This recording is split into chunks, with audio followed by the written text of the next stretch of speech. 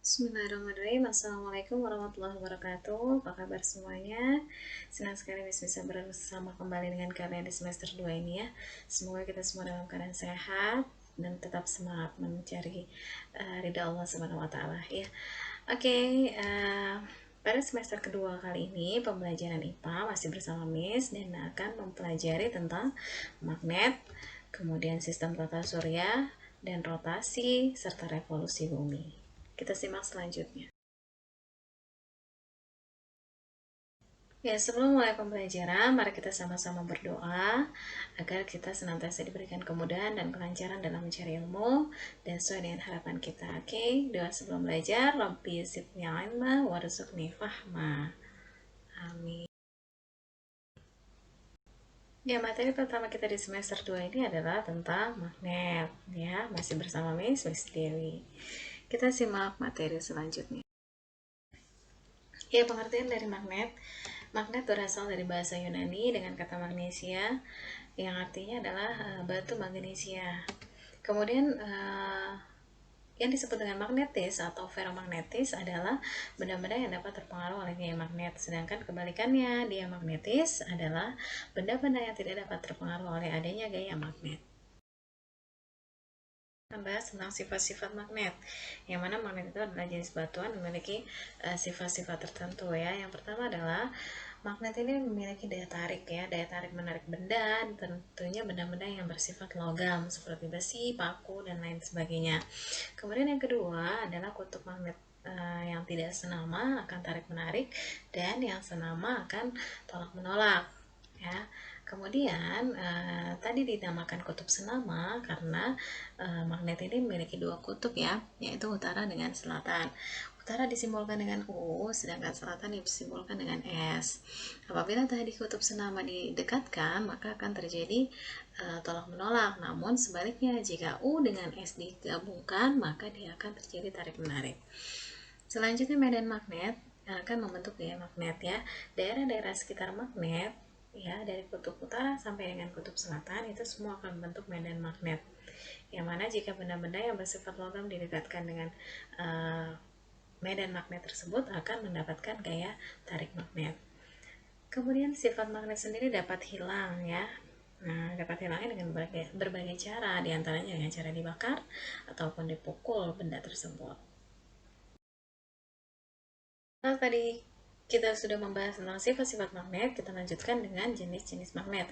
Magnet ini terdiri dari dua, yakni magnet alam atau magnet yang terjadi secara alamiah yang ada di belahan bumi. Contohnya di sini adalah Jabal Magnet, gunung besar tinggi yang menjulang tinggi ini berada di kawasan negara Saudi Arabia. Jadi gunung dengan nama Jabal Magnet ini dikenal bahwa dia memiliki gaya magnetis secara alami. Kemudian selanjutnya adalah magnet buatan.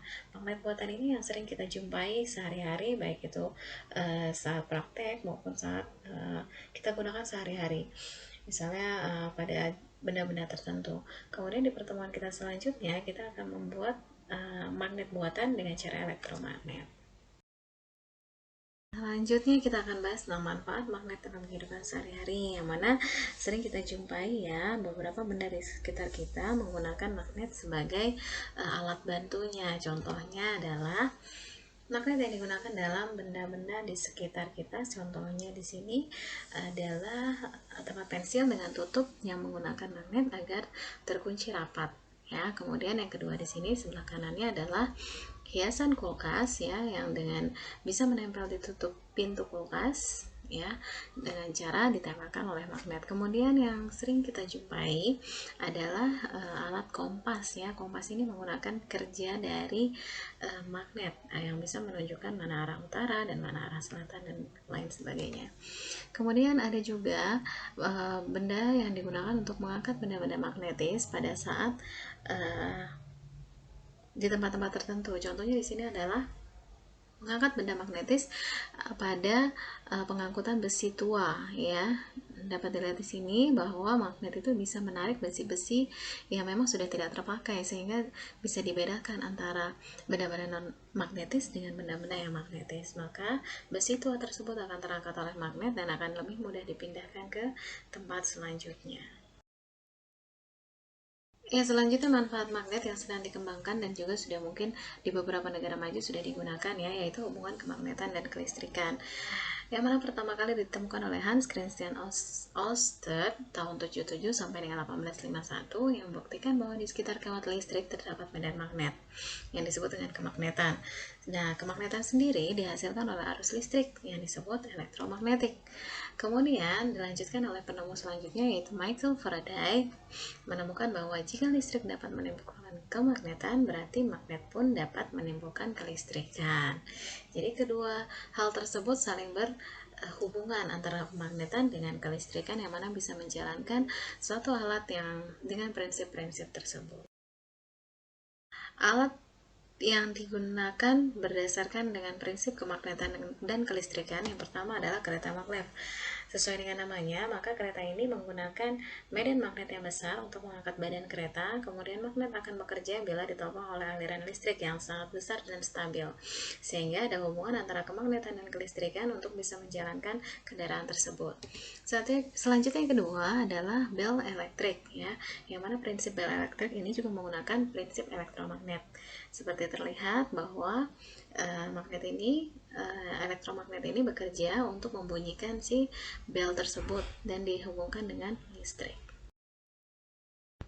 Ya, nilai Islami yang bisa kita ambil dari pembelajaran kita hari ini adalah adanya magnet alam, yaitu yang dikenal dengan Jabal Magnet yang berada di kilometer 60 km dari kota Madinah, yang dikenal dengan Magnetic Hill, yang mana magnet alami ini merupakan gunung besar yang terdiri dari bebatuan yang bisa memiliki daya tarik magnet secara alami, sehingga kendaraan-kendaraan yang memiliki logam seperti mobil maupun bermotor lain apabila berada di daerah tersebut dan dekat dengan jabal magnet ini secara alami akan tertarik oleh jabal magnet ini ya, yang mana sesuai dengan Quran surat Luqman ayat 26 bahwa kepunyaan Allah lah segala apa yang di langit dan di bumi, sesungguhnya Allah dialah maha kaya lagi maha terpuji.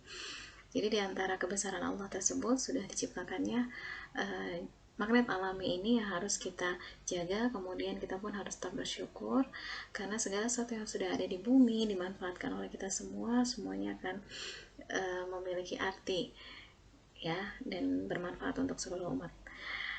Oke, sekian dari ini pembelajaran kita kali ini. Insya Allah kita akan bertemu lagi di pertemuan selanjutnya. Kita masih akan membahas tentang magnet. Ya, pertemuan selanjutnya kita akan melanjutkan dengan cara membuat magnet buatan. Oke, demikian kita akhiri dengan sama-sama baca hamdalah. Alhamdulillahirrahmanirrahim. Assalamualaikum warahmatullahi wabarakatuh.